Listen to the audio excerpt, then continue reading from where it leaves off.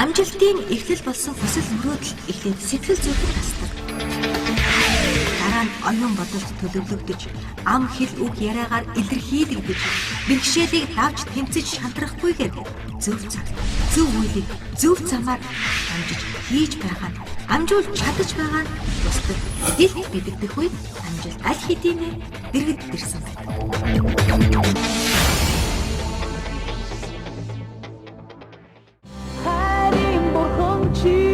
Сайн бацхан үзэгчдээ амжилт нэвтрүүлэгт тавтай морилно. Энэ удаагийн дугаарын амжилтын эзэн бол 28 жил урлагийн ертөнцид рок попын ертөнцид амжилтаа хадгалсаар аваа Монгол Улсын гавж жүжигчин зууны мандат дуучин Сарантай.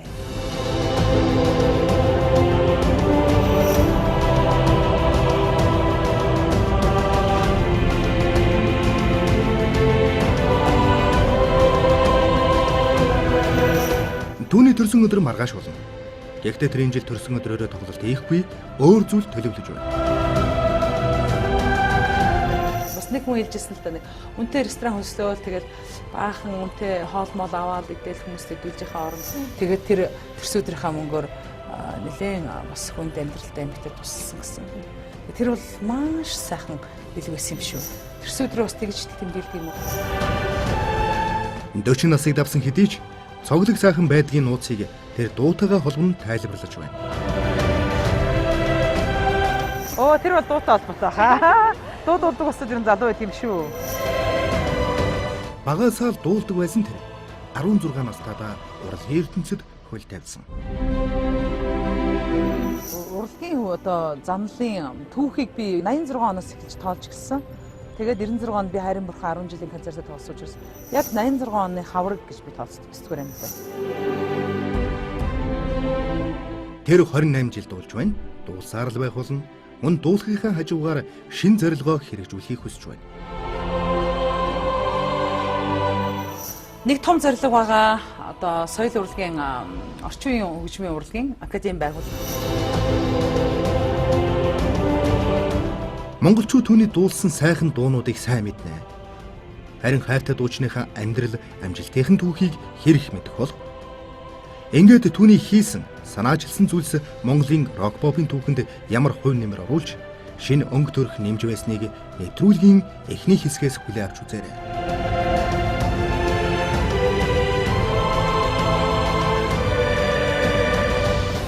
Тийм усууд анхдагчуд хэзэж баян байдгүй гэж байна шүү дээ тий.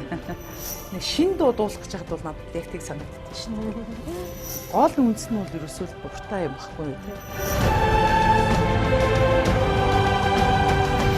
Нэвтрүүлэгт маань оролцохыг зөвшөөрсөнд үнэхээр их баярлалаа. Баярлалаа. Тэгээд маань нэвтрүүлэгт маань олон амжилтын эзэнд орж исэн л да. Зөвхөн уран бүтээлчдийн амжилтыг хэмжих хэмжүүр нь юу байдаг болоо гэл дотроо бодоцсон. Хоёул энэ асуултаар яриагаа эхлэе.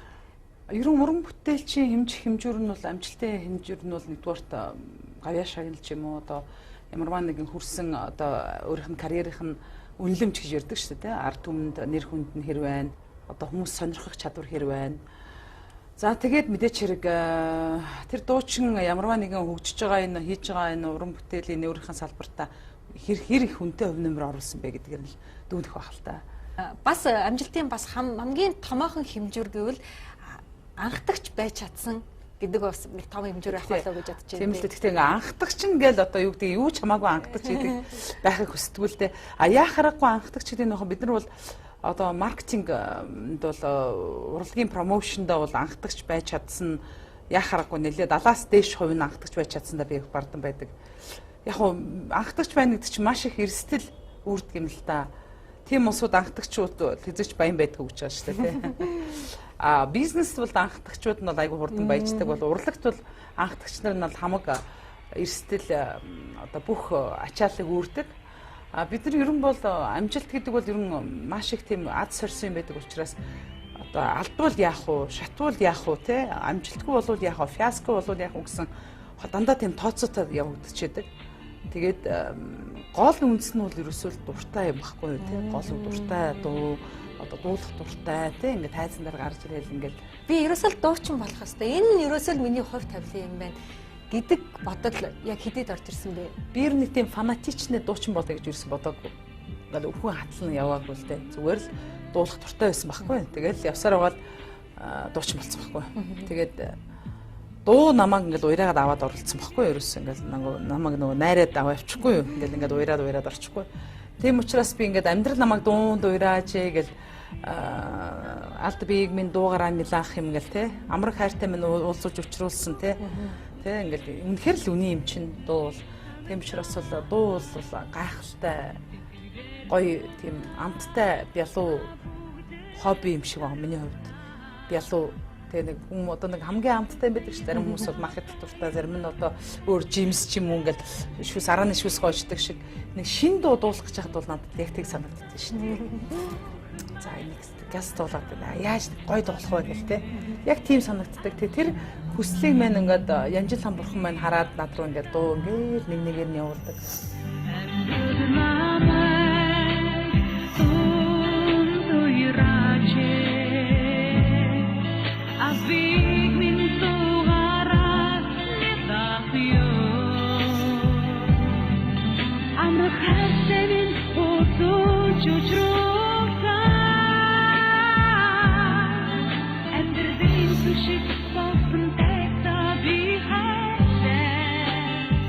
Ээж аав хоёулаа л ер нь дуулах дуртай, дуулах сонирхолтой, хоолой молоо бол бурхан бас хайр гамгүй сайн өгсөн байл шүү авьяасыг бол ээж аав. Тийм учраас манай ээж бол нэг тийм эвлэгхэн хөөрхөн дуулдаг. Аав их гоё юм ууж өгөн тийм уушиг сайтай өндөр нуруутай их тийм учраас би ингээд том битээ идэв шүү дээ аавгаад өрөөгаад. Тэгээд за ямар ч байсан аав ээжийн бэлгэлсэн энэ хишгийг бол одоо тий зөв зохистой хэрэглэнэ. Тэ одоо тэгээд арт түмэндээ үйлчлэн сайхан дуугаар баярлуулна. Бас арт түмэндээ сайхан харагдаж ажил үйлс нь өөдрөг явал бас хайрладаг, хүндэлдэг фэнүүд нь бас их баярлдаг юм байна. Тэг хүн баярлуулна ч бас их буян юм биш үү. Бас анхны цомог, анхны орон нутгийн аялын тоглолт Сингапурт байхдаа зүгээр байхгүй бас тэр CD бичүүлээд тэ хар хорин дуу одоо тэр зүудний говь CD-гээ бичүүлээд тэгээ энийг бичүүлснээр бол бид нар бол яа харахгүй рок попын түүхэнд хамгийн анхны CD бичүүлснээр пүүжих ган хуйг бид нар те. Тэгээд яг хуу одоо бол яг тайзан дээр актив дуулж байгаагаар саран туяагийн CD гэж ярьсан. Яг бол миний дуу дуусан дуугаар нэрлэгдсэн учраас. Тэгээ бид нар hi-fi мьюзикийн одоо нэг алтан пянзанд бид нар гардаж авсан би. Тэгээ энэ бол бас ололт байлаа. За дээрэс нь бол 93-4 онд бол анхны видео реклам асаа гэх нөгөө юу арилжаа сурчлагын албаар нөгөө уншдаг байсан зар аман зараар зарладаг байсан. Тэгэхэд бид нэр Сумо телевизэд ажиллаж байсан он бат тулгаанаар бидний рекламыг хийж өгөөд тэг бас сэтгэлийн үг гэд концертээ анхны удаа хийлээ. Өөртөө гар аргаар билетээ хэвлэлээ. Тайз засууллаа. Тэгэл өнөдөр циркийн рингэн дээр одоо цагаан юм даавуутай тий цав цагаан даавуугаар бүтээсэн тайз тий тэгэл рингэн дээр одоо анх тэмээ унж гарч зүудний говийг дуулах ч юм уу. За тэгэл ерөн бол бас хөрхэн бие даасан шийдэл үү. За тэр үед бол плакат хэвлэхэд их ховор байсан. Тэгээд цөөн тооны плакат хэвлүүлээд өвөр Монголд хятад хэвлүүлээд авчирч ирсэн. Ерөн бол нэг бас ямар хэмжээнд нэг дуучин концерт хийх ёстой вэ? Тэр хэмжээнд нь хийх гэж их мэрэж илаа.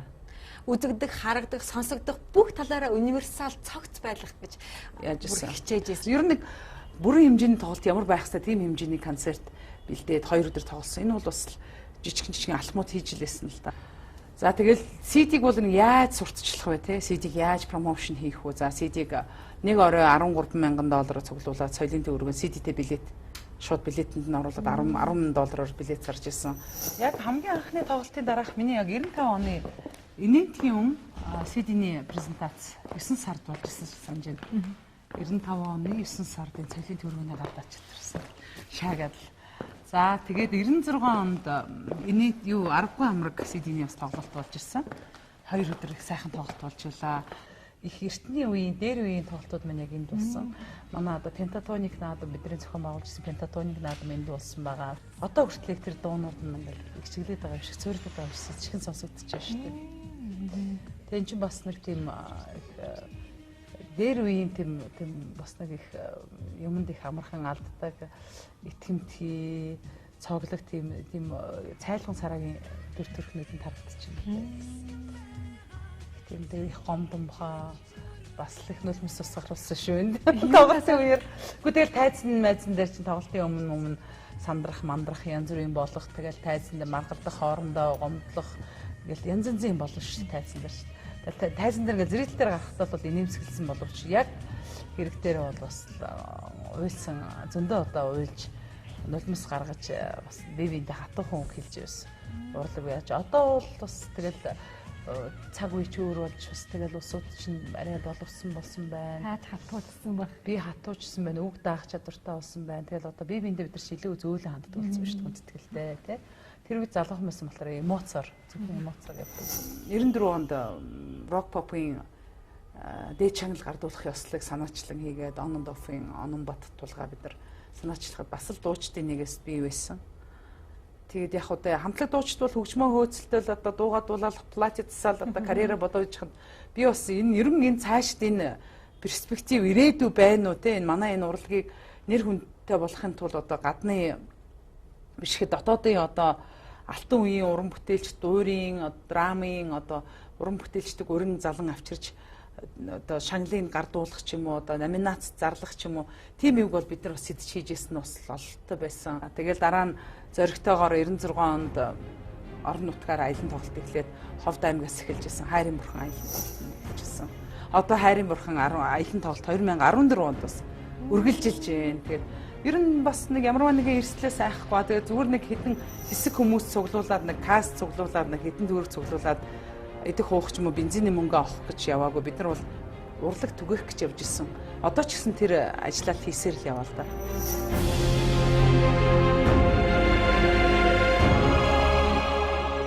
Улс орон даяар уран бүтээлийн тойлуулж, үзэг сонсогчдоо баясгаж, урлаг түгээж яваа түүний урлагтай холбогдсон сонирхолтой түүхийг нэвтрүүлгийн дараагийн хэсгээс үзээрэй.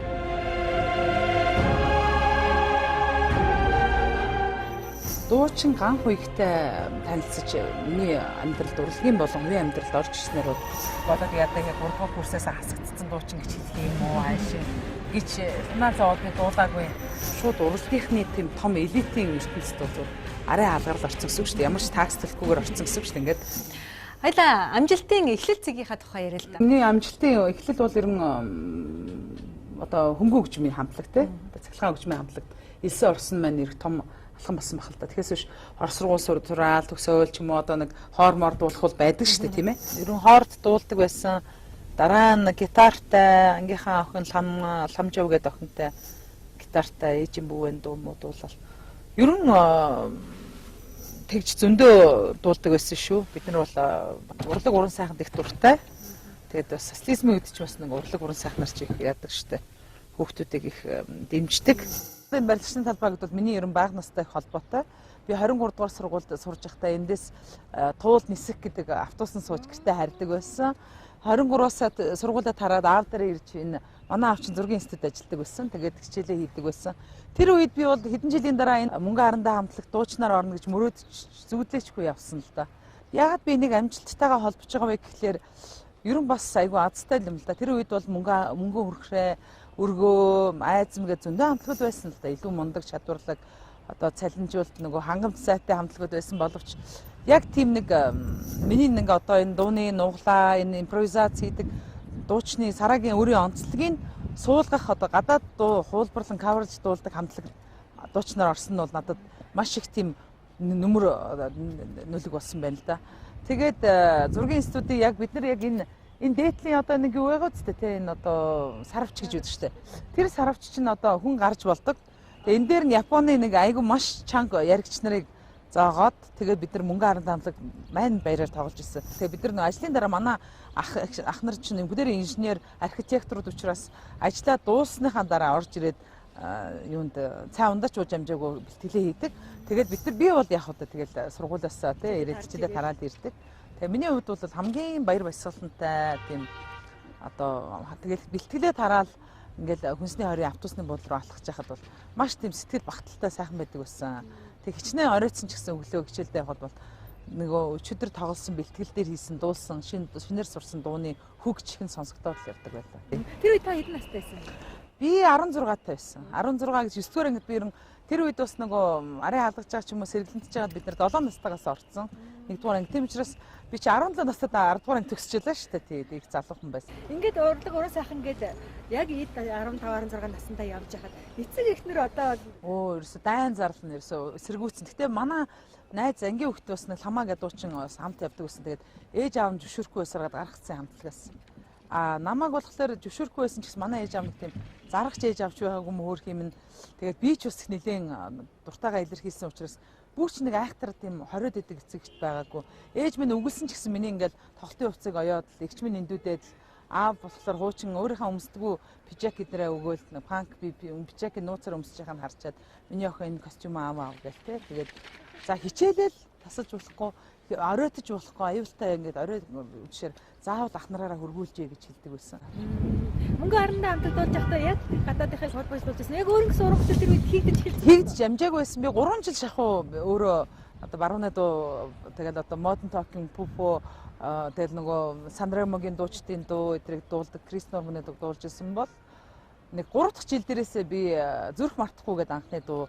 За тэгэл бүтэн сайнны нэгэн өдөр тэгэл чи миний таньдаг хүн гэдэг дуунуудыг бид нар манай төвшин төрх маань зохиож эхэлсэн. Одоо яа харахгүй дуучин нь өсөөл одоо дальжигүр нургаад дуучингаа одоо хөгжүүлэхийн тулд зохиож эхэлсэн. За мөнгө харандаа хамтлагийнхан бол яг намайг сэтгэмж хамтлагт алдсан л да. Аюу сайн одоо нөгөө дуучин байлаа шүү дээ мөнгө харандаа ингээд эд ингээд зүрх мартахгүй гээл тэгээ нийслэлийн хамтлаг дуудуулаа шүү дээ хамтлагуудын уралдаанд оролцоод 88 онд шилдэг дуучин нь болж шалгараад тэгээд 88 онд 89 онд нөгөө эстрадын дуулуучдын уралдаанд уран сайханчдаас гран при аваад ингээд явж исэн чинь сэтгэмж хамтлагийнхан намайг ураад автобусанд ингээд сарантай гээд чамтай танилцъя гэж юу яах чам ах чам гэж би чи амар сандраал тэгсэн чи өөрөө чи ингээд нэг дууд уулуулах гэсэн юм аа ингээд сэтгэмжгээд хамтлаг байгаа гэд. Тэгээд тэр сэтгэмжгээд хамтлагт нь одоо анхаа смок гамба эдэр гэд байж исэн юм л да. Манай Вовка гитарч биш үү? Тэгээ Вовкагийн зохиолсон цахлаа гэдэг дууг анх дуулаад тэг тэр үед дуучин ган хуйг яг тэр сэтгэмж хамтлаг дуулж байсан. Яг энэ мөч бол намайг бол дуучин ган хуйгтай танилцуулах те бас нэг гүүр болсон. Дуучин ган хуйгтай танилцж миний амьдралд урлагийн болон хувийн амьдралд орж ирснээр бол маш тийм эргэж буцалтгүй тийм том хөрөнгө оруулалт хийж өгсөн. Тэр нь юу вэ гэвэл оюуны хөрөнгө оруулалт байсан. Ган хуйгийн одоо энэ бас уран бүтээл сэтгэлгээ юмэг дандаа нэг шинийг ирэл хайгуулдаг. Тэр нэг хүмүүжил надад бол тэр хамт амьдрах 5 жилд бол яхахгүй суусан байсан л да. За тэгээд алтан үеийн тэр цогцмоогой сувдагч те ингээл ерөөсөө балд орчгоо гэдэг эн чинь багтаа нэг гэр бүл байлаа шүү дээ те. Тэгэхээр би бол их азтай 19 настай одоо ийм том гэр бүлд ороод ирсэн дэр их азтай надад бол миний одоо хүмүүжилттэй урлагийн хүмүүжилт бол их сайнэр нөлөөлсөн гэж би боддог. Гайхалтай тийм бас шууд урлагийнхны тийм том элитийн ертөнцид бол зүгээр арай хаалгарл орцсон гэсэн үг шүү дээ. Ямар ч такс төлөхгүйгээр орцсон гэсэн үг шүү дээ. Ингээд пад гээд орцсон. Тэгэл инээмсгэл гээл манай бүрүүд орж явах те. Ингээл смок гамба тэгэл ингээл гой гой хамтлагуудтай хамтлагийн гишүүдтэй танилцсан л та. Тэд нар байна өөрсдийнхөө хамгийн шилдэг дуунуудаа надаар дуулсан. Одоо цогцлогоор ах цогцоох эдэр те. Тэгээд хавар чиний өгöd гэдэг дуу ган хуйгтай дуулаад энэ бол миний анхны дебют байлаа шүү дээ. Одоо тэгээд энэ бол ерөөсөө яг л би соёл урлагийн сургууль хагас төгсөөл нэг хүлээчүндийн сургууль оюутан бол шууд ингээд элитний ингээд юм хэмжээнд ингээд өргөгдөд авчиж байгаа юм. нөгөө мөнгө харандаа хамтлагт дуулаад тэгээд 10 дугаар ангиад төгсөөл ерөн дуучин болно гэж сургуульд орсон. Тэгээд нэгтлэн бодгчийн ангид ороод яа тэгээд тэр мэгжлийг сонгосон гэж одоо дуучин эдийн засагч байсан. Тэгээд манай тэр үед бол социализмын үе байсан учраас манай ээж аав эднэр бол нэг жоохон бодиттой мэрэгчлээ. За дуу уур яг залуу хүн сонирхож байгаад орчихно гэж бодсон юм аа. Яг эдийн засагч гэдэг бол өөртөө хэрэгтэй мэрэгчл гэж үзээд намайг энэ мэрэгчлэлд зөвлөсөн. Тэгээ одоо ч гэсэн миний одоо хүлээчүн дэс сургууль сурсан, нэгтлэн бодогч эдийн засаг сурсан жилүүд ерөөс надад юудээгүү одоо өчнөө тоглолтын тайлан баланс эдийн засгийн бүх юм тооцоо бол бас хэрэгтэй л байдсан шүү. Тэгээд тэр нэг хөдөө Орос сургуулийн тийм давлын охиныг бас нэг жоохон хандын дараа тэ амьдрал зах зугаас нь үзээд 45 хоногийн Хэнтийн аймгийн баян өмнөх ирсэн зуны ажилд алхалт яваад хонь харгад сураад хар цай чанж сураад тэ байлс бүжиг хийж сураад ер нь сураагүй юм байхгүй. Тэгээд энэ хатууч тэгээ энэ нэг хот хөдөөгийн ялгаа нэг хийрхлийг бол байхгүй болгосон л доо. тэгээд дараад нь Сүйст орсон юм тийм. Тэгээд хүлээчүн дэс сургууль сурж байгаад Сүйст одоо элсэж орё гэсэн өргөлөө бичээд манай хүлээч үндэс сургуулийн ректор бол Борхууд, Санжит ректор, декан Наранхуу гэдэг сайхан багш нар байсан л та. Тэгээд энэ хүүхд үнэхээр сэтгэлээсээ одоо бүр дуулах дуртай байна гэдэг хурлын протокол нь байдгийг. Тэгээд одоо ингээд дуучин оюутан сарамтад одоо энэ соёл урлагийн сургуульд нь орох тийм юуг нь одоо бид нар зөвшөөрлөг нь олгоод тэр үе чи одоо нөгөө юм хатуу байлаа шүү дээ. Нөгөө улсын нөгөө стипендээр сурч ирсэн юм чинь шууд тэгээ хаяа явчих болохгүй. Тэгээд соёл урлагийн сургууль би тэнцсэн хойно ингээд шилжүүлж өгчээсэн. Гэхдээ надад дүүргэхтэй тавилан ногдоогүй төгсөх. Бараг яагаад ч нэг хичээл тассан асуудаас болоод яатсан ба. Тэгээд тэр нэг жоохон захиргааны хурал мурлаар ороод жоохон хүлээцтэй хандаад тэгээд сануулга аваад үлдэхсэн юм. Дуучин байцтай битэр чинь тэр үед чинь тэгээд одоо дуу хуур гэдэг аягүй завгүй. За тэгээд нэг оддын өвчин тусцсан байсан бол за сургууль болно гэдээ явчихсан. Тэгээ би бол өөрөө бол битүүгэндээ маш их соёл урлагийн сургуультай хайртай. Ямар хүү төрүүлснээ эх орон та хараарай гэсэн дуу байдаг шүү дээ. Өөрөөр ямар дуучин төрүүлснээ хараарай гэж зүгээр тэгэж бодох үе байсан уу?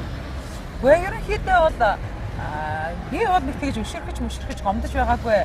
Сургууль тэгээд ер нь бол тэгээд 1-2 удаа халах гад сургуулиас нэг хасах гад нэг үзэл юм шиг байлээ л дээ. Тэгээд тэр үед бол яг их тийм зарчимлаг байсан юм шиг байна. Учраа хэлээд яасан бол сургуулиуд эзэж тийм гарахгүй байсан байна. Тэгээд дараа нэг сургуулийн ой болсон чинь нэг дуулах гад байснаа би бодоод яг 3 дугаар курсээс хасагдсан дуучин гэж хэлэх юм уу хаашаа гэж санаа зовоод би дуулаагүй. Тэгээд ер нь бол гэхдээ би хаа явсан газраа соёл урлагийн сургууль сурч байсан гэдгээрээ би дандаа л бахархдаг болохоос тэрийг өөрийнхөө нэг урлагийн амьдралаас нэг хасч масаал ичил зовх юм байна байдгүй шүү дээ. Тэгээ манай соёл урлагийн сургуулийн багш нар ч гэсэн профессорууд бүгдээрээ мэдж байгаа болохоор Сарамтай гэдэг оюутан сурч ирсэн. Актемд бол би дандаа л онцгой гэсэн. Мэргэжилтэй аягүй сайн байсан. Тэгээ тэрэн дээр ч юм бол 10 амраг CD бичүүлэх үү эсвэл соёл урлагийн сургуулиас хасах уу гэдэг асуудал яригдчихсэн болохоор залуу хүн байсан учраас CD-гээ уран бүтээлээ карьераа хөөгөл явчихж байгаа юм байна. Тэр тийм түүхтэй байсан. Энийг бас хүмүүс нэгдээ сайн мэдэхгүй байна. Дууч чадгүй, дуучин болдог, дуучин нэгэн дуутга болдог. Хорвоо сайхан дуутга сайшгүй, хурамч хосон надачтыг яа. Энэ дуутгаан цаан чи дууч чаднаа. Энэ дуутгаан цаан чи амьдруулнаа. Итгэж байна дуучин чамда. Ихнээс дуудыг хоёудаа. За дээрэс нь бол инээмсэглэл хамтлагтуулаад соёл эрдэнэ хамтлагтай Өвөр Монголын өөртөө бүгд найрамдагтад ардуулсан Өвөр Монголын өөртөө орн том аялал одоо тоглолтын одоо баг хамт олонд багтаж орж дуулсан зүүдний говь тэр үеийн одоо Тайваны Сюрэ гэдэг дуучны Кенжэзэ дуулснаар бол бас нэг зөвөр хөдөөч хүндэт сургуулийн оюутан тий нэмсгэлийн бүрэлдэхүүнд орсноор бас нэг мэрэгжлийн хамтлаг дуучтай энэ зэрэгцэж орж дуулсан нь бол надад их юу өгсөн урам хайрлсан. Ингээд 90 оны англи хэл дээр дуудуулагчдын уралдаанд тий оролцоод англи хэл дээр дуулдаг бүр аягүй сайн устас дуулдаг ган хуйг маань 2 дугаар хайранд ороод дашноодаг үтер кириллээр дуулдаг босоод 1 дугаар гран при 1 дугаар хайранд орж ирсэн. Тэгээ тэр үеэс эхлээл ерөөсөө тий нэг бас нэг амжилтын үнэр хангалаад эхэлсэн л дээ. За тэгэл олон улсын эстрадын дуудуулагчдын наадамд оролцлоо. Одоо ч гэсэн ингээл бодоход 93 онд хийсэн тэр амжилтыг бол ус рекорд зохиогол байна л да. Гран при 20 хэд орны оролцогч нар ордог тийм наадамд оролцоод $10,000 дагалдсан тийм том гран при шагнал хүртчихсэн 93 онд. 91 онд Азийн Шанхай болж ирсэн наадамд мөнгөн медаль хүртээд Азийн алтан уралдаа гэдэг засгийн газрын мэдээ сонь бичүүлж байлаа. Тэр бол том амжилт байсан. 2005 онд бол аяа жүжигчин цолоо хүртэхэд бол маш их ард түмэн баярлж байлаа. 99 онд манай 100-ны мэдээ сонингийн санаачлагаар бүх ард түмний санал асуулгаар 100-ны манлай шилдэг эстрада эмэгтэй дуучин цол хүртсэн 29 наснда бол надад бол хизээч мартагдчихгүй тийм юу байдаг. Бас манай аав ээлжнээс зохиолгож лээсэн л дээ. Стил бүр төрхийн хувьд бол их өргөц байсан гэдэг. Одоо бас сэсгэр өстэй хүн зөндөө энэ тэндэн штэ. Тэр үед бас сэсгэр өстэй хиймтэй тийм өстэй хүн ховор байсан л да. Тэгэл манай хамтлагийн имижийг бол манай хамтлагийн ахлах эмэгтэй дуучин бол Сэлэн цэцэг гэдэг манай одоо миний багш миний найз Сэлэнгээ минь байсан л та. Тэгээд одоо бол бурхан болчихсон байгаа. 8 онд өнгөрсөн байгаа. Өчнөө улмаас. Гэхдээ их гоё эмгтэй байсан л та. Тэр үед бол бас Улаанбаатарын нийслэлийн гоё бүсгүүчүүдийн тоонд орж исэн. Тэгээ бас Интермода гэдэг загварын ертөнцид бас загвар өмсгч хийж исэн. Ер нь их тийм гоё эмгтэй байсан учраас өөрөө их тийм загварлаг байсан. Тийм учраас ингээд дандаа хувцсыг одоо трендийг одоо ингэж өмс гэл те. Одоо за тэр бүсгүүгээс бол тамхи татахын л сураагүй би. Бүгд юм надад зааж биш нүүр үсгэцгээ яаж янзлах вэ? Тайсан дээр яаж дуулах вэ? Тэгээ нэг чехийн харандаагаар нэг нүдээ ингээд давхраадуулж ингэж бороор бодуулж тэр гот сумрыг одоо яадаг. Тэр бас нэмэр болсон. Тэр их нөлөөлсөн гэж би боддог. Тэр нэг металл стилийн тийм сэсэг үсмэс үү. Тэр нөлөөсөн. За Хөхтөнгөр хамтлаг маань бол намайг их сайхан хүлээж авсан. Ингээл Хөхтөнгөрөөс эхлээл одоо хөгжмийн зохиолч инх баяр бүрөвд орж те ингээл Армян гамбаа тэгэл ая зохиогч сааги те ингээл нөгөө хар хориг зохиодог өөжхий манай Батчулуун ингээл одоо ингээл нөгөө урлагийнхны галттойгоо эхэлсэн л те. Яг тэр үеэс эхлээл ер нь бол бүр улам карьер ягаад дээрэс нь бол on and off production бол одоо тус дэм гэхүү те. Тэр үед миний одоо гурвалжин хөтөлбөрөөр миний мартаж болдгоо сэтгэл клипийг хийж өгөөд гаргаад тэр үе чи одоо их тийм сонирн байлаа ш садан байлаа. Бат тулгаа тий.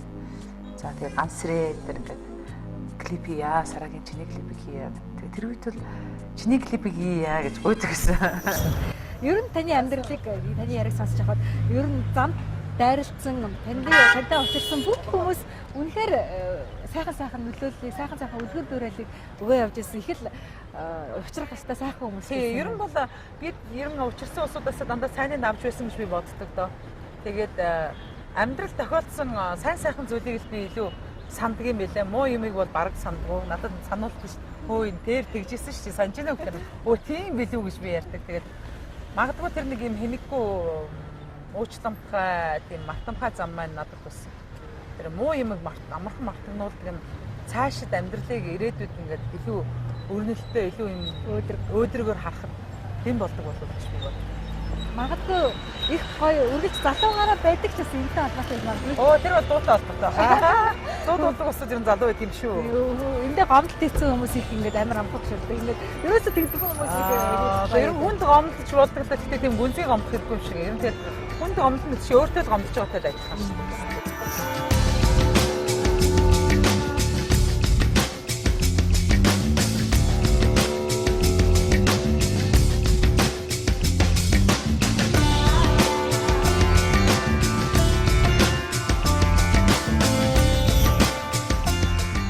Амьдралд нь таарлцсан олон хүмүүс түүндээ сайнаар нөлөөж амжилтанд хөтлсөн.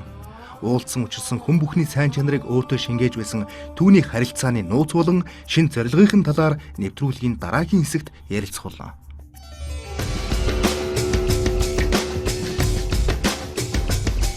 Ашигтай тоглолтууд их цөөхөн байсан шүү дээ. Бараг л тэгээ нөгөө буйнаараа болно гэдэг шиг юм болдог байдаг шүү. Нэг өнгөцгөн зориг байж болохгүй. Нэг юм өнгөцгөн одоо ингээд би ийм мондог гэдгээл үзүүлэх гэсэн ч юм уу. Нэг энэ олон сайхан хүмүүстэй учирч уулзаад ингэж ажил хэрэг уран бүтээл амжилттай бүтгэхийн шалтгаан нь магадгүй та төгс зүйл хийхийг хүсдэг тийм үү? Эсвэл тэр уулзж байгаа хүмүүст их гүн сэтгэл үлдээж чаддаг тийм үү? Одоо яг нууц нь юундаа вэ гэж бодож байна? Ер нь бол тэр гоё санаанд нь байдаг юм шиг юм л да. Тэр санаа их таалагддаг. Одоо 2003 онд нэг хаан банкд хамтран ажиллах бид нар санал тавиад орон нутгаар аялан тоглож эхэлсэн. Тэгэл ерөөсөө сүүлийн хэдэн жил ерөөсөө 8 жил тасралтгүй хаан банктай хамтран ажилласан маркетинг албатай бас л сарагийн амжилтын нэг үндэс. Ер нь хүнээ их сайн таньдсан болов гэж би боддог. Хүн их сайн таньдаг хүн ч бас цаашид хамтран ажиллах тийм амжилтын бас үндэслэл байдаг л да. Тэг хүнтэй туулж ажиллаж чаддаг те одоо нэг жигтэйхэн одоо наалдахгүй гэхэд ядаж гисэн хүнтэйгээ одоо бизнес харилцаа үүсгэж чаддаг те. Тийм тэгээд эргээд хүндээ талархаж чаддаг. Монголчууд нэг тийм айгу харилцаан дээр үүсдэг нэг харилцаан дээр айгуух анхаарал тавьдаг шүү дээ, акцент тавьдаг. Тэгээд тэрэн дээр л би бас айгуух анхаарал тавьдаг. Өөрөө миний ажил ч гэсэн тийм байдаг. За бизнест анхдагчуд ашигтай байдаг урлагт бол анхдагчуд маш том эрсдлийг үүрдэг тий. Баг энээсээ ч илүү бүр шатах тохиолдол байдаг гэсэн. Таны хувьд шатчихсан үнэхээр эрсдэлтэй үе хэцүү маш хэрэг ашигтай тоглолтууд их цөөхөн байсан шүү дээ. Бараг л тэгээ нөгөө буйнаараа болно гэдэг шиг юм болдог байл шүү дээ. Тэгээд ерөнхийдөө бол тийм үнцнээр туршлага олж авч байгаа юм л да. Бас нэг юм олж харлаа. Та өөрөө шаардлага өндөртөө яг юу ихээ мэддэг болохоор энийг л хийнгээ бодчихдаг болохоор зарим хүмүүс чинь нөгөө холборол юу их ингэчмээр ч юм шиг тэгчмээр ч юм шиг. За юу ихэ мэдхгүй үе байсан тэр одоо ерөөсөө хүний амраа хараад ингээ ном барайл одоо яах вэ гэдэг чинь нэг тийм үе байлгүй яах вэ. А гэхдээ дээр үед бол хүний нөхцлөөр очиж ажиллана шүү дээ. За тийшээ очих, за ийшээ очих, гүгэд очи. Одоо бол тодорхой хэмжээний бас ингээд нэг хүндэтгэл, респект ирсэн байгаа нөхцөлд бол хүмүүс өөрөөс чинь ойлгомжтой шүү дээ. Уцаар уцтаад өөрөөс чинь юм хүсэж байгаа бол тэр хүн эхэлж миний цагийг асууж миний сансан хөлсөн газар очиж уулзсан шүү дээ, тий. Би тэр хүн дээр гүйж очихгүй энэ тодорхой. Яг тэрийг л харилцааны тогтолцоо юм л да тэр. Тэгээд яг хүссэн зүйлдээ зорьсон зүйлээ маш сайн төлөвлөж. Тэгээд би гол нь ингэж боддөг юм аа. Нэг өнгөцгөн зориг байж болохгүй. Нэг юм өнгөцгөн одоо ингээд би ийм мондог гэдгээл үзүүлэх гэсэн ч юм уу. Тэ нэг одоо уул мөртөө суйртай зориг байх хэрэгтэй. Ганцхан надад биш их олон хүн энэ зорилгоор тэжээгдэхээр дараа нь те зөвхөн хувиа хийжсэн ганцхан нэг миний өөрийн эрх ашигт байхсгүй бусдын эрх ашиг болон ирээдүйд хин нэгэнд тус дэм болох тийм зорилго байх ёстой гэж би боддог. Хизээч одоо юу гэдэг юм гав ганцаахнаа өөртөө ингээл ганцхан сарамжаагийн сайн сайхны ч юм уу эсвэл гэр бүлийнхэн сайн сайхны төлөө тийм зорилго байх ёсгүй. Бид нэр сайн сайхнаас гадна бидний хүрээлж байгаа улсуудын сайн сайханд тус нөлөөтэй байх хэрэгтэй. Тим зорилго ч айгүй сайн бүтдэг юм шиг байна. Тэгээс ингээ зөвхөн одоо эгоист юм өөрийн хувьчилсан зорилго бол бас айгүй хэцүү юм. 570 таа болсон 570-ийнхаа найрыг хийсэн мэсэн гэхэлэр юм сонирм байж одоо ганцхан машин авахын зорилго байдаг. Яас сонин зорилго вэ гэд яг мэдээчтэй машин унах дуртай усуд мусуд гэл миний хувьд бол тийм зорилго байдаг. Эсвэл одоо юу гэдэг хаустаа болчих зорилго ч юм уу эсвэл за театртай болох зорилго. Би тэр театр чи амьдрахгүй шүү дээ уучлаарай. Монголд үлдэнэ. Тийм Монголд үлдэнэ. Энд чинь бяцхан би бол одоо тийм залуучуудын авиаснуудын тийм театртай болохыг бод энэ бол зорилго тий. Одоо ямар зорилготой байна? Нэг том зорилго байгаа. Одоо соёл урлагийн орчин үеийн хөгжмийн урлагийн академи байгуулах. Яг системтэй хүүхдэд залуучуудад сургалт өгөх ёстой тийм хөгжмийн тийм консерватур байгуулах ёстой юм байл л дээ. Тэгээд тийм орчин үеийн хөгжмийн одоо ганцхан дуучин биш одоо үлээвэр хөгжим одоо тэр цэцгэлгаан гитар ч юм уу те. За тэр бүгдийг сургах одоо Америкийн нэг хөгжмийн сургуулийн профессортой танилцсан байгаа. Тэгээ тэрийг бол манай Монголд ч гэсэн тийм том төсөл дээр ажиллаж байгаа, том төсөл боловсруулж байгаа. Тэгээ тэр нь бүтэх юм бол газар нь бүтэх юм бол тэгээ тэрийг одоо босгох мэдээч хэрэг donation хандив босгох нь те мэдээч хэрэг. Тэгэх юм бол Азийн Төв Азид бас нэг зүрхэнд нэг хөгжмийн том консерваторт болчвол заавалчгүй улсууд Америк руу нисэж яваа сурахгүй те Америкийн визэн бүтээчүүд айгүй өндөр зардалтай болно. Тэгэхээр бол одоо Бурятаас өвөр Монголоос ингээд Солонгос эдрээс ч гэсэн Монголд ирж сурах болно шүү дээ. MJ радио бидний рок попын одоо уран бүтээлчдийг маш ихээр дэмжиж бидний уран бүтээлийг цагт ямагт нь хөргөж өгдөг. Дээрээс нь зар сурталчилгаагаар үргэлж дэм болдог болохоор би бас энэ гоё радио тухлан ирж ярьцлага өгөх дуртай. Өнөөдөр бид нар бас cover одоо нэг дуу хуулбарчлуулах тийм бичлэгэнд орох гэж байж байгаа. Манай Random хамтлагийн Чингис хаан хамтлагийн дарлагт хөгжимчин Байдраг, Мөнх оргил, гитарч Мөнх оргил нар студид хүлээж байгаа хаа. Орцгоох уу. За.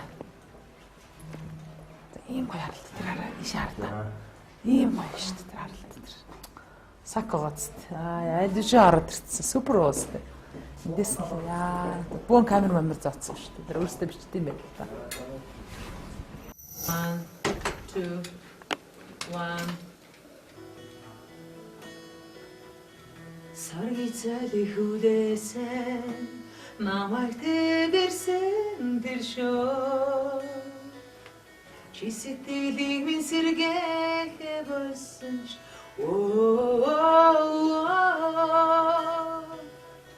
чамд би дасчээ гитара жоох өгч энэ арай гоо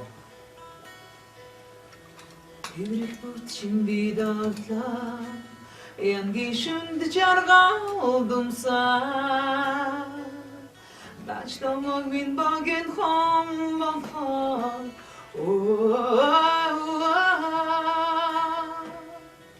Үлмар санагнаа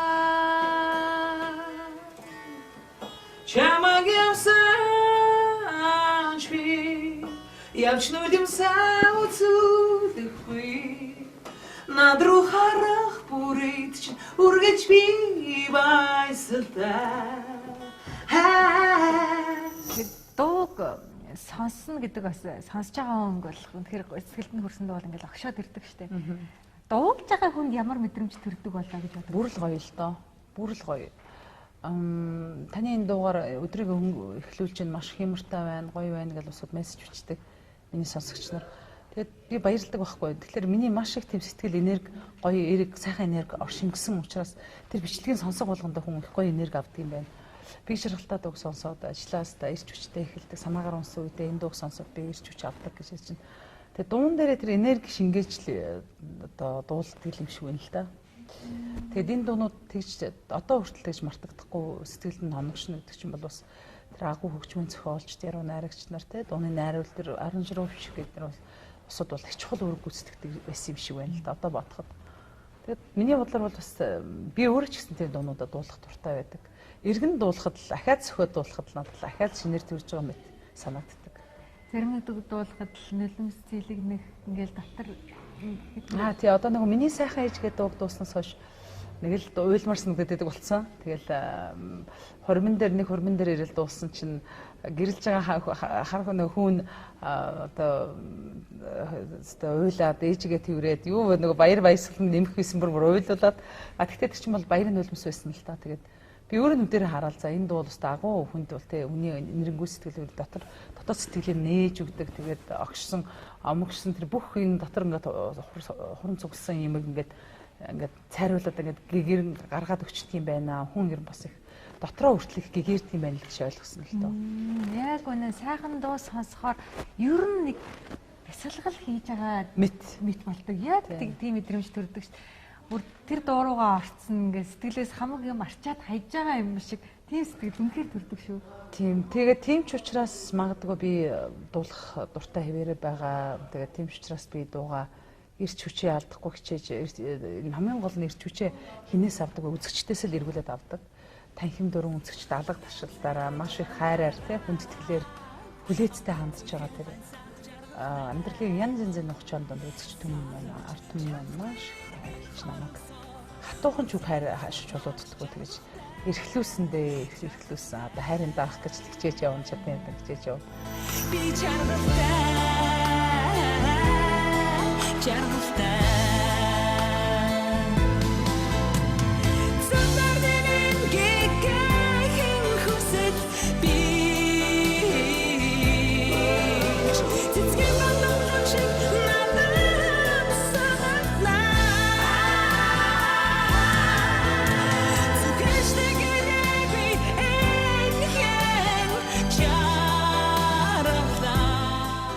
Нэвтрүүлгийн төгсгөл хэсэгт тэр өөрийнхөө амжилтын үнцийг хуваалцсан, өөрийгөө хэрхэн сэнэглэж, ажил амьдралаа хэрхэн зохицуулдгаа ярилцах болно.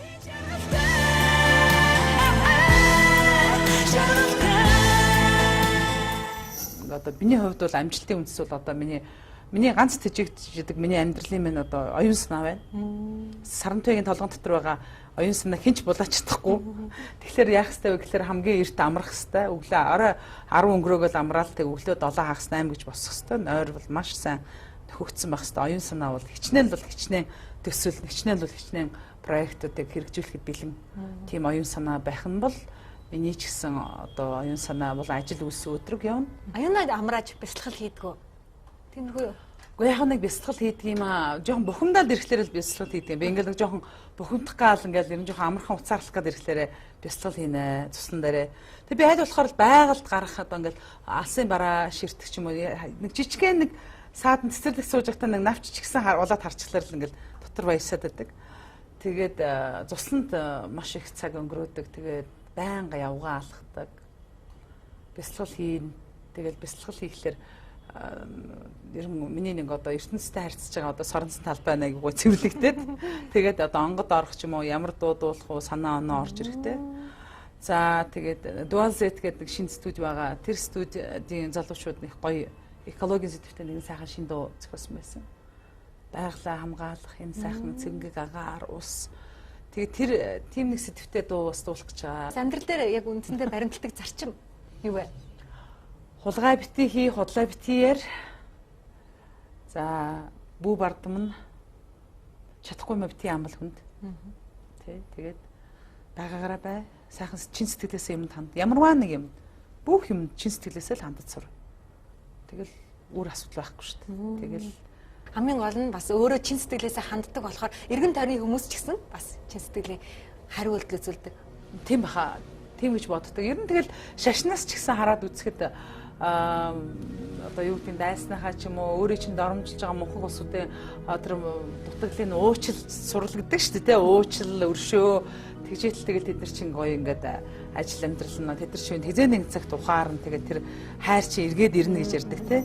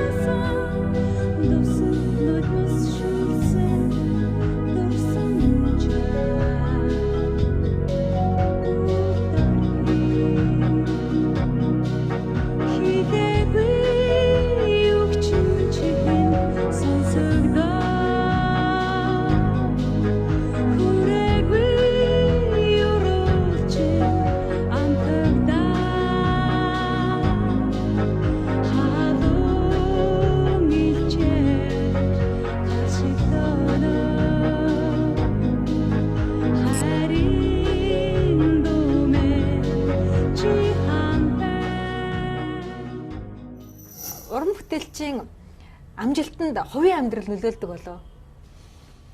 Нөлөөлдөг ч үж магадгүй, нөлөөлдөггүй ч үж магадгүй. Өөрөөс нь шалтгаална. Ерөөсөө л хүнээс нь шалтгаална шүү дээ.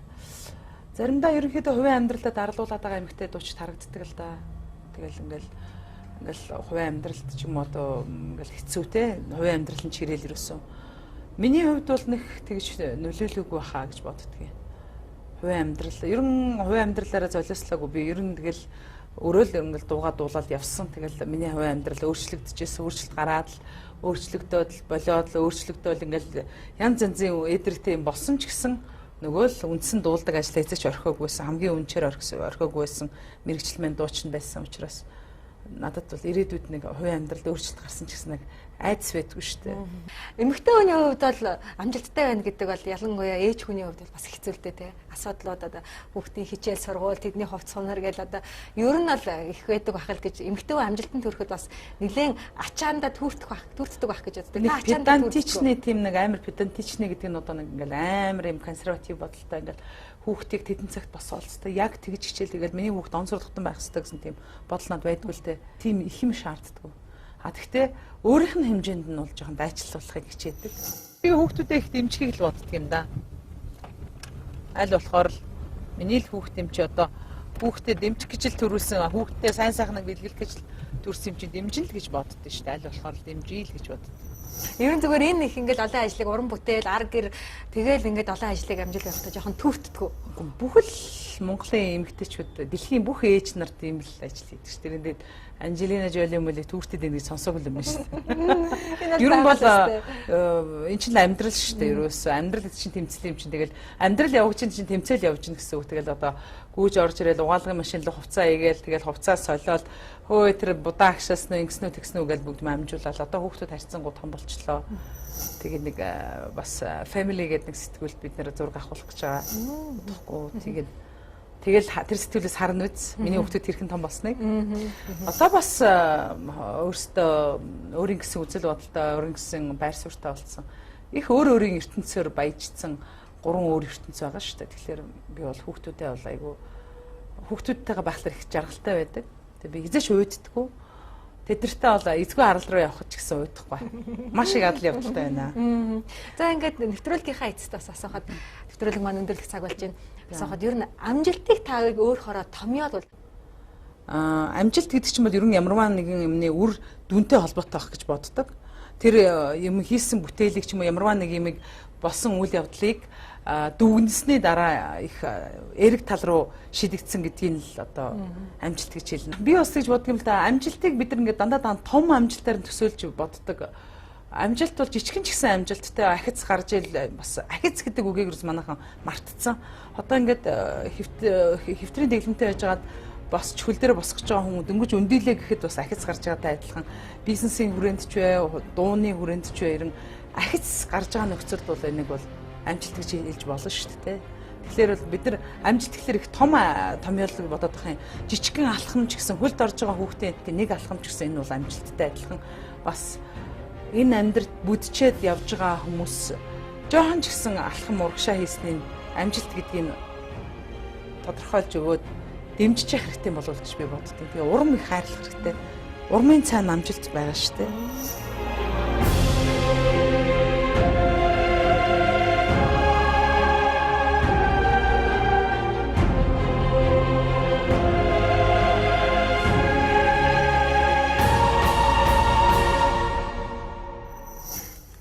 За таны төрсөн өдөр маргааш байгаа. Ер нь төрсөн өдрийг яаж тэмдэглэх гэж байна? 4 сарын 20 яг бүтэн сайдар таарж илээ л дээ. Тэгээд юу гэж бодсон бэ гэхээр зүгээр л нэг сайхан гэртээ те төрсөн өдөр тэмдэглэчих гэж бодсон. Хоол мол хийгээл те хүүхдүүдтэйгээ бэлэн үлээгээл тэр надад гоё санагдсан. Тэгээд бас нэг хүн хэлжсэн л да нэг үнтэй ресторан хөслөөл тэгээд баахан үнтэй хоол мол аваад идэл хүмүүст идүүлжийнхаа оронд тэгээд тэр төрсөн өдрийнхаа мөнгөөр нэлээд бас хүнд амьдралтай эмэгтэй тусалсан гэсэн. Тэр бол маш сайхан бэлэг байсан юм шүү. Тэгээ энэ ерөнхийдөө миний бас тийм хобби бас жоохон тийм тал руугаа тусламж өгье те сэтгэлийн дэм өгье гэж би боддог болохоор тэрс өдрөө бас тэгж тэмдэглэдэг юм уу. Ээжигээ л баярлуулъя гэж бодож байна. Ээж их чидрэг. Төрсөн өдрийн бэлэг гэж хэлж болохоор бас ихтэй нэвтрүүлгийнхаа амжилтын эзэн бүрт ийм нэгэн бэлгийг бэлгэлдэг байгаа. За харандаа ном 2 байгаа. Оо ямар гоё. Харандаа гэдэг нь мөнгө харандаа. Оо ямар гоё. Харандаа маань ямар бэлэгдэлтэй ямар утга учиртай гэхээр та хин нэгний хүсэл мөрөөдлийг зурах харандаа байгаараа уйдхар гүндийг арилгах баллуур байгаараа авяас чадварыг нь хувцлах үзүүрлэгч байгаараа. Оо ямар гоё юм бэ. Ямар ухаантай юм бэ чи. Баярлалаа. Ямар гоё. Үнэхээр таны хувьд таны дуунууд, таны чин сэтгэлээр зориулсан тэдгээр дуунууд хүмүүсийн өөдрөгөнийг үргээж байгаа. Үнэхээр ингэж хийж чадсан болохоор би таны хэлхийг. Ерөөл Батар Шултбай их сайхан тийм ерөөл айлцсан байна. Баярлалаа. Ямар гоё юм бэ энэ ч одоо ямар гайхалтай юм бэ. Аа за мөнгө харандаа. За ямар гоё юм бэ. Баярлалаа. Баярлалаа. За амжилт гээд сайхан юм нэвтрүүлэгт үргэлж бас сонирхолтой зочдыг урьж байгаарай. Тэгээд би сонирхолтой зочдын нэг байхыг хичээлээ. Тэгээд одоо сонирхолтой байж чадсан уу би сайн мэдэхгүй байна. Нэвтрүүлэгт маань оролцсон. Үнэхээр их баярлалаа. Нэвтрүүлгийг маань хүлээн авч үзсэн үзэгч та бүхэндээ баярлалаа. Эх 7 хоногт бас тун сонирхолтой оюуны спортыг Монголд дэлгэрүүлж байгаа тун чадварлаг нэгэн залуу та бүхэндээ уулзах байна. Тэгэхээр цаг мөчид бүгд уулзъя. Баяртай үзэгчдээ.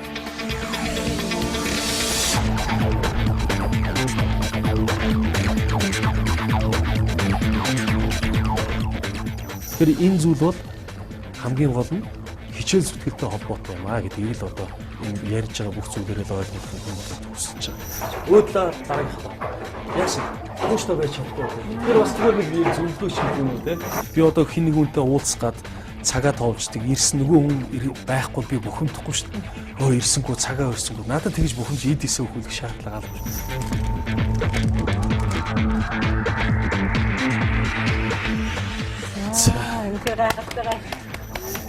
Гэр амжилтын томьёо ерөөсөө энэ л юм байна да. Тэ? Эхлээд хүн арга замаа эхлээд мэдэх юм байна. Суралцах юм байна, тэ?